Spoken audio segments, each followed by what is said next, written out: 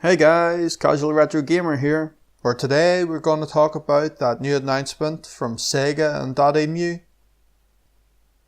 Lizard Cube, and Guard Crush Games. That's right, today we need to talk about Streets of Rage 4. So, the teaser trailer. Well, it was released on the 27th of August. And as of now has over some 800,000 views. The first thing to note actually from the trailer is, well, despite all that fancy jaw-dropping and underworld tightening visuals, well, we actually only get to see about 4 seconds of gameplay, showing us 3 arenas. The first area appears to be a Chinatown type setting. The second, well, appears to be like an office block. And the third, well, that's your typical street. With phone box even, that, well, it better have an apple on it. The graphics have changed from the pixel and sprites of the originals to a very impressive looking hand-drawn style. Not that I'm complaining though, as that kind of hand-drawn art looks as if it will fit the game perfectly for this modern release. I mean, what would you rather have? A 3D Streets of Rage game? What, like Final Fight Streetwise? No, I didn't think so.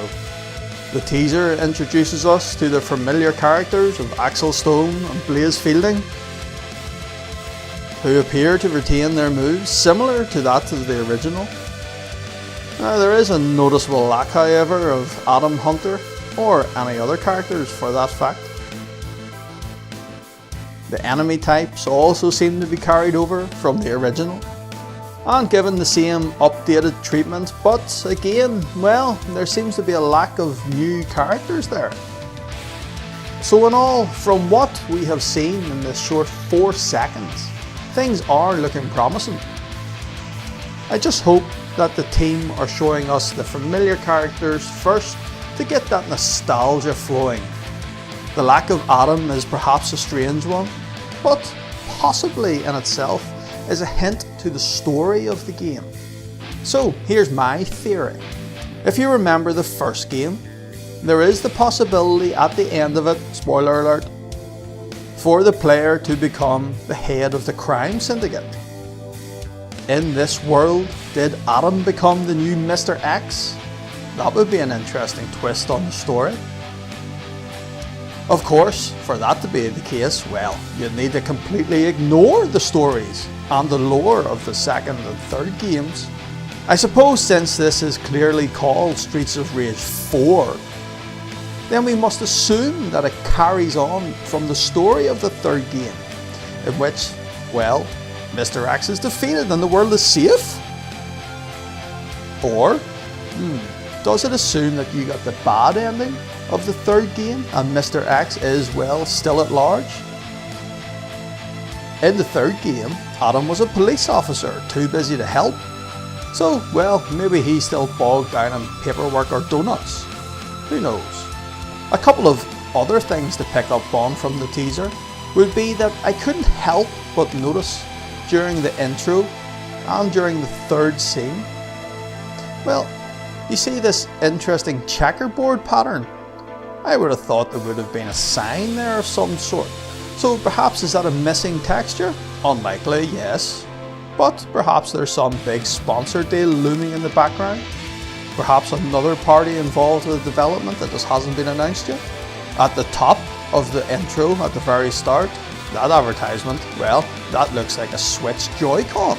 Is that maybe a hint as to the system that this game will debut on? As for gameplay, well, the 4 seconds we get do look promising, and I hope that Dotemu, Lizard Cube and Guard Crush can, well, carry through that feel of the originals. The description under the trailer states new gameplay mechanics, which, well, let's be honest, is required when bringing any 90s game out now in 2018. But I do hope they don't change things too much. For me, what made the originals great was the absolute lack of thought required. This is an arcade game. All you have to do is kick and punch the crap out of the ever-growing onslaught of enemies. I just dread to think that new mechanics means a skill system. Please don't make Streets of Rage an RPG. I would like to see them keep it simple, keep it fun, and if they do so, well, they're on to a winner. The team behind it, as mentioned, consists of .emu, who seem mostly to be a publisher with actually a decent selection of retro titles under their belt, all remade or ported to the modern consoles. Lizard Cube only have one other game, but it is the very impressive Wonder Boy the Dragon's Trap. And Guard Crush Games also only have one other game, which is Streets of Fury.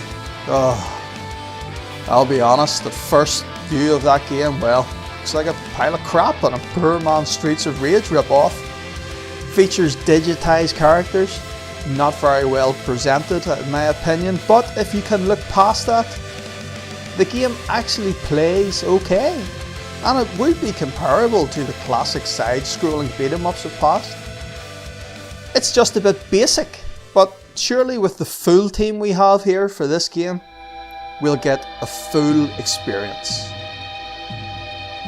The team creating it certainly looks like a solid starting point, and I am quietly confident that the new Streets of Rage we have been waiting for some 24 years might actually live up to the original trilogy.